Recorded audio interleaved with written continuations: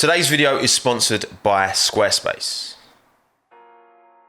Look, you all know that I'm an Alex Albon for lifer, alright? And supporting someone means supporting them through the highest of their highs and the lowest of their lows. He might not be in Formula One anymore, but I still love the kid.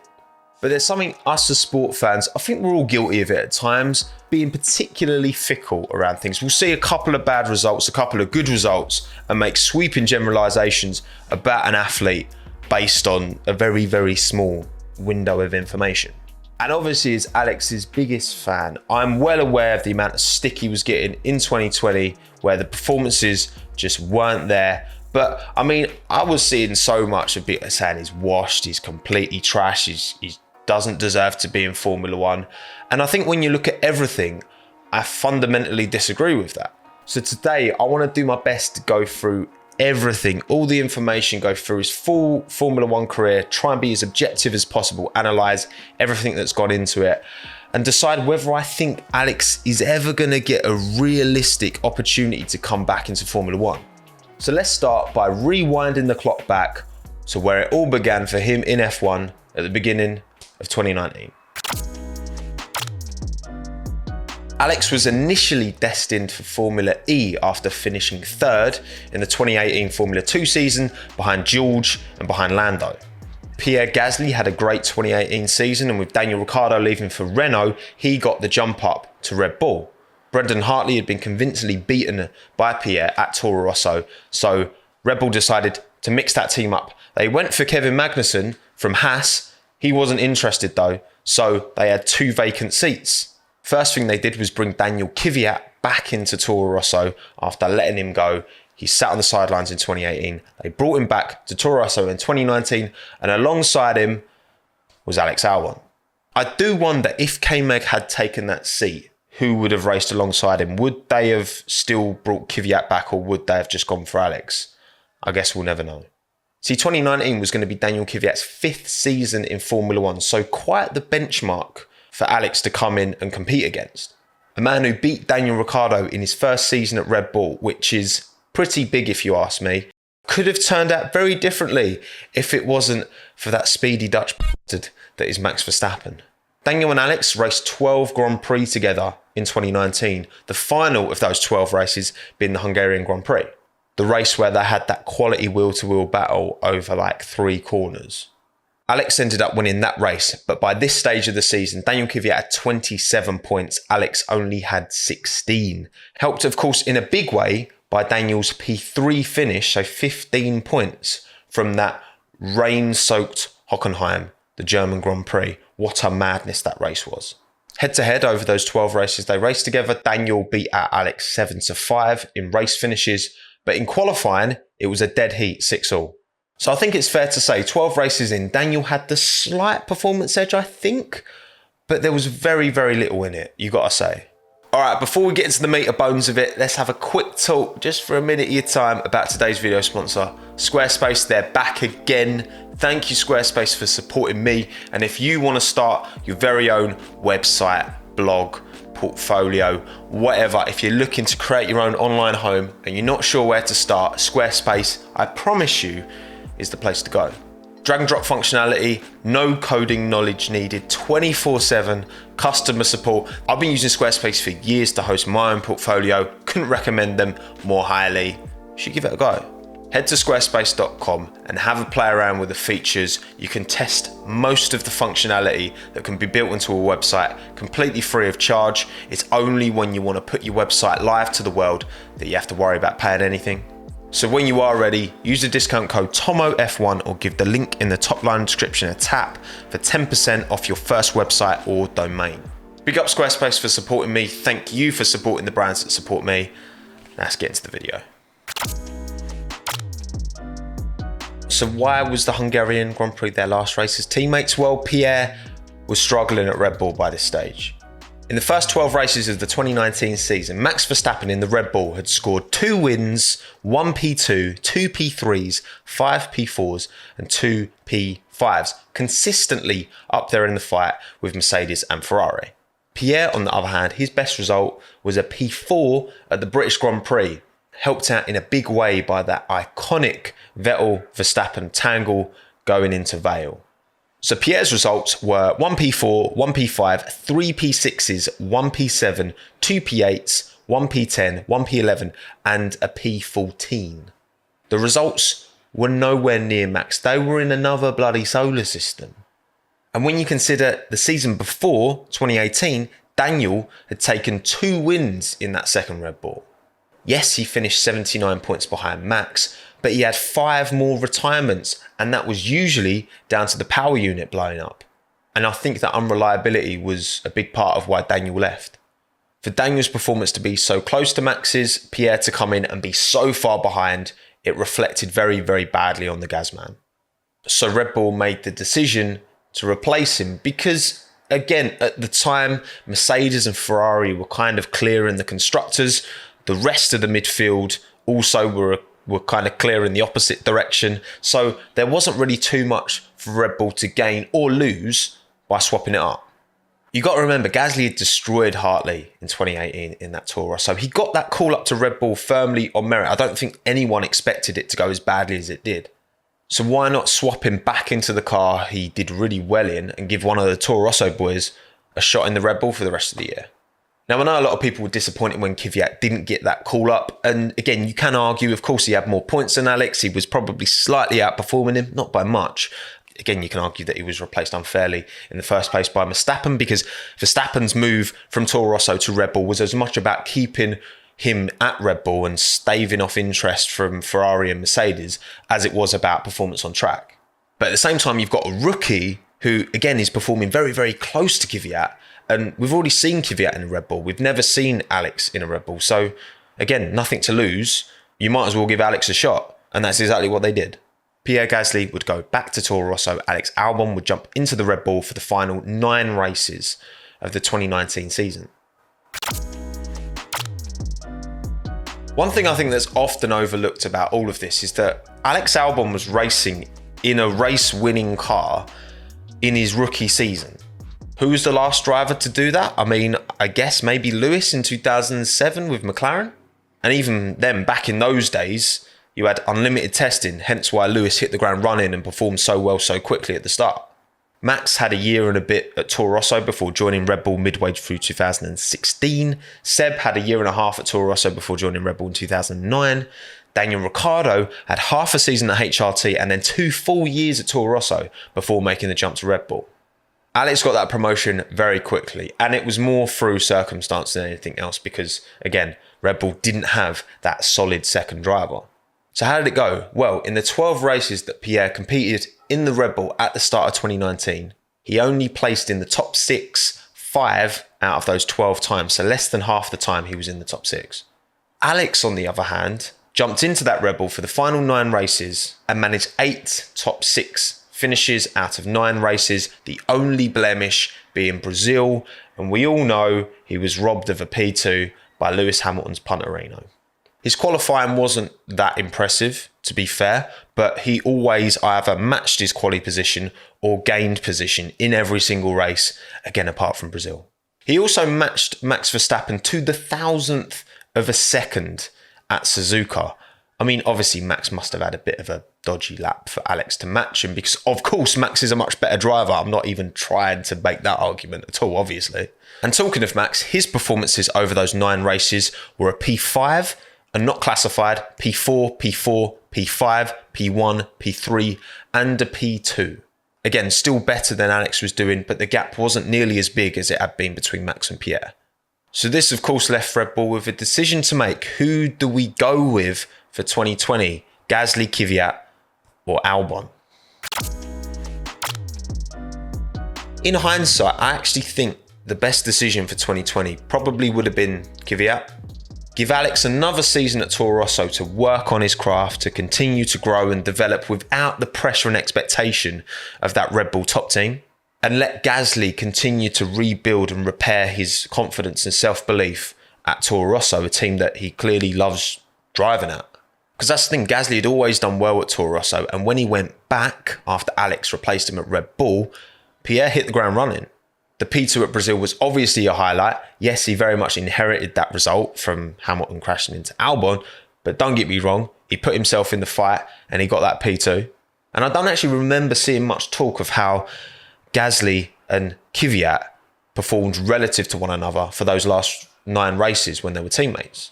Because race result-wise, Gasly edged it 5-4, but in qualifying, it was way more slam dunk. Gasly beat out Kvyat 7-2 in quali for those last 9 races. I do think Kvyat could have had a real opportunity at that 2020 Red Bull seat. But given the fact Pierre had struggled so much at Red Bull and then come straight back into Toro Rosso and just outpaced Daniel on Saturdays just straight away, was obviously not what Daniel needed. On top of the fact that Daniel had only slightly edged out Alex Albon over the first 12 races, he hadn't convincingly beaten him. I mean, look at Pierre and Yuki at the moment. It's 9-0 in qualifying. I think Pierre's beaten him in pretty much every race where they've both finished. Kvyat needed to do that to Albon in 2019, but he didn't. They were pretty much on par. I do think, though, that Kvyat would have handled the Red Bull pressure better than Gasly and Albon were. I think Kvyat would have got more out of himself in that Red Bull seat because he'd been there before. And yes, he'd have pressure, but I think he'd have had a different kind of pressure because he felt wronged and he felt hard done by when he got dropped in the first place from Red Bull. I think that would have motivated him and pushed him forward. And we might have seen, because Daniel Kvyat at his best, again, beat Daniel Ricciardo in Red Bull. Like, Daniel Kvyat at his best is a phenomenal driver. We didn't see that. Given everything, it made sense that Red Bull went for Alex Albon for 2020. It was always going to be a risk, a driver in only their second season and had only had 9 races with the car going into 2020, especially compared to a generational talent like Max Emilian Verstappen. It was a risk that didn't pay off in the end. So now we've got to talk about that, haven't we? No amount of Tommo bias can sugarcoat the fact that 2020 was a massive disappointment for Alex and all his fans. I mean, genuinely, the races, I'm enjoying the races so much more this year because I don't have that anxiety about Alex Albon, having a cock up into the first corner, because it happened a lot and it was difficult to watch. But look, of course, I'm going to start with giving Alex the benefit of the doubt. I do think that it's important to remember that the first weekend, the first race of that 2020 season at Austria, Alex Albon probably would have won that race if it wasn't for Lewis's second bonk into the side of him outside of that now notorious turn 3 at the Red Bull Ring. Both Mercedes were on hards. He was on fresh softs. He was a massive pace advantage. Probably would have cleared Bottas as well. Probably would have held on to the end. Although I remember at the time they were talking about apparently he would have had an issue anyway that would have had to retire the car. I mean, that would have been even more heartbreaking. But at the same time, if he had finished that race, if he had got that result, I can't like ending the first weekend top of the Drivers' Championship, the confidence I feel that would have given him could have made a difference throughout the course of that season. Maybe not, but maybe. These human beings who drive Formula One cars are exactly that. They're human beings. They're people who have emotions and worries and struggles. And confidence is a huge part of a Formula One driver, right? You can have the best potential pace ceiling in the world. If you ain't got that belief and that confidence in yourself to reach that consistently, you're not going to deliver. I mean, look at Daniel Ricciardo this year in the McLaren really struggling. Look at Sebastian Vettel in 2020 in Ferrari really struggling relative to his teammate. Pierre Gasly in 2019, we see how good he is now. How bad was he in Red Bull? Confidence is huge, and drivers that we know on their day can be great. When it's not their day, they can be terrible. And it's because they're human, and you can apply this to any athlete in any sport. But you can't change the past. What happened. And I mean, the second weekend, the second Austrian Grand Prix, Alex finished P4. So solid result, not too bad. But then things went gradually downhill from there on in. Now, again, it's important to remember that Ferrari's pace had completely fallen off. So Alex's minimum expectation was rightly so P4s. And again, you look at the season before, he'd consistently finished P6 in the third best car, arguably. So expecting him to consistently get into that top 4 I think wasn't like a huge amount to ask. But then the mistakes crept in. Mistakes he wasn't making at the end of 2019 just started consistently creeping in. All too often, he wasn't up there to capitalise on the mistakes and misfortune of the Mercedes and Max. Poor qualification as well, going out in Q2 3 times over the course of the year in the second quickest car is not a good look. His average starting position over the course of the year was like 7.23, I think, something like that, which was lower than Sergio Perez in a Racing Point, a man who isn't even known for his qualifying being particularly great.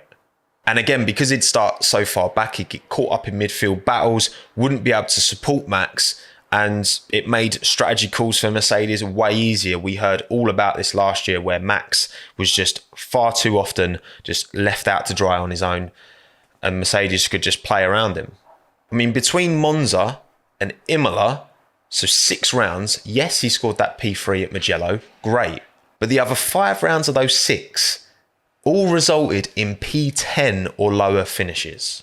I think it was that part of the season specifically where Red Bull, I think, made the conscious decision that we can't go with Alex for next year. We need to look elsewhere. Especially as a certain Mexican tyre management connoisseur had just been let go by his pink Formula One team. Alex managed a solid P4 at the 2020 Abu Dhabi Grand Prix, almost caught Lewis by the end, maybe needed a couple more laps. But the decision by then had already been made. Sergio Perez would come in to replace Albon for 2021, with Sebastian Vettel taking Sergio's seat at Racing Point, which would become Aston Martin. This would be the first time Red Bull had hired from outside of their driver academy since Mark Webber in 2007, who they poached from Williams. You could not let a driver of Sergio's caliber go without a Formula One seat when you're a top team who is the potential to win a constructors, maybe a driver's title, which we're seeing this year is very, very true, and have a second seat that just doesn't have a reliable set of hands in. When you've got Sergio Perez with 10 years experience, who we know is different gravy, is quality, there was no way Sergio wasn't going to get that seat. And it was the right call. The qualifying gap between Max and Sergio is still big, don't get me wrong. Averaged it up through the course of this year where both cars have gotten through to Q3. Sergio didn't make Q3 in the first race. When both cars got through to Q3, the average gap has been 0.394 seconds, so 0.4 seconds. Gasly and Albon's averages, I think, were about 0.1 slower than that. I think they were both around 0.5. But as well, I do expect Sergio to close that gap. I reckon by the end of the year, the average will be about 0.3 of a second, which, look, at the end of the day, that might still sound like a lot, but that's all Red Bull ever really asked, that the second driver can get within about 0.3 of Max in qualifying. Sergio's tyre management and his race pace have come together and shone through this year. He's been able to make these long strategies work and again, just be a bee in Mercedes' bonnet. Yes, of course, we have to reiterate that Red Bull is probably now the quickest package, which wasn't a car that Albon and Gasly were driving. They didn't have the quickest car. Gasly had the 3rd quickest car. Albon started with probably the 3rd quickest car and then had the 2nd quickest car. This car seems to be numero uno. So obviously your expectations of Perez have got to be a bit higher for that. But yeah, I still think Sergio is doing a better job than Pierre or Alex would have done. Maybe Pierre, I mean, we see how good Pierre is now. And that's the thing. That's what kind of annoys me as an Alex fan, because Pierre got that chance to be trash in a Red Bull, okay, which Alex was also trash in the Red Bull, but to then go back, regain their confidence. And now Pierre is one of the highest regarded drivers in Formula One of everyone right now. And Alex just never got that opportunity because, you know, he just didn't get the AlphaTauri seat. But yeah, so for 2021, Alex did lose his seat in that car, but he didn't lose his seat at the Red Bull table, right? He's still on as a test and reserve driver for Red Bull. He's at most of the races. Red Bull still talk about Alex a lot. Like, he's still a big part of that team. And again, Yuki Tsunoda had a very impressive Formula 2 season. I was gassing up Yuki loads. Like, if it wasn't for reverse grid sprint races, he would have won the championship. And with his Honda connections, Yuki was always going to get that seat. And then with Pierre being so good last year, he was my driver of the year last year, Pierre Gasly, 100%. he put himself in an undroppable position, so there was nowhere for Alex to feed back into. This year, Alex is doing a bit of DTM just to keep sharp. He's sharing a drive with Josh Revell's BFF, Nick Cassidy. A P4 and a P7 finish. Pretty good if you ask me, considering he's not a GT touring car driver and is surrounded by guys with loads of experience. There's also rumours he might jump into an Indy car at some point this year, which would be so sick. I would be so gassed by that. But yeah, Christian Horner's been singing Alex's praises about his work in the sim and on that development side of things, particularly after the Monaco Grand Prix where Max won, and, you know, waxing lyrical about him. And also Sergio's been very complimentary and kind about the fact that Alex hasn't kept anything to himself. He's been very open about his problems with that second seat, trying to help Sergio. I get such good vibes about the kid. This is why I like Alex so much. I just feel like he's such a team player, and you don't have to be a massive to be good in Formula One. I don't think you do. But back to the original question, will he actually return to Formula One? Do I think he's going to get an opportunity back in an F1 car? I think the biggest barrier that's going to get in the way if he doesn't make it back is the quality of the talent coming through the ranks. You've got Yuri Vips, Jehan Daruvala both doing quality jobs in Formula 2. Liam Lawson as well. I think Liam Lawson might be the one. He won his debut race in Formula 2. He won his debut race in DTM as well. That little Kiwi has got talent, and he's like 6 years younger than Alex, which is a big part of it as well. Because Alex is 25 right now. Still 3 years younger than me, but not an amoeba like a lot of these young drivers coming through basically are. The route back would 100% be through AlphaTauri as far as I'm concerned. Again, Max is the future of Red Bull. Sergio, they would be silly to replace. That's such a good driver pairing for Verstappen and Perez. Pierre, I mean, look, I don't see Pierre getting that Red Bull seat, so I feel like Pierre needs to look elsewhere. And again, if the AlphaTauri team is truly a sister team and not a junior team, then he might stay. I don't see it happening. Yuki, I do think will improve. Yuki's very raw, but I think he's got that raw pace there. I think the opportunity would be alongside Yuki Tsunoda if Alex was to get one. But again, in 2022, would Red Bull give that AlphaTauri seat to a 26-year-old Alex Albon versus one of these 19, 20-year-olds who's got a lot of potential in the junior ranks? I'm not sure they would. If they want to maximise results purely, then yes, for sure, because Alex has now got a lot more experience. But what's the point of that team? Is it a sister team? Is it a junior team? I guess we'll find out. One point that obviously really works in Alex's favour is, of course, his tyre backing.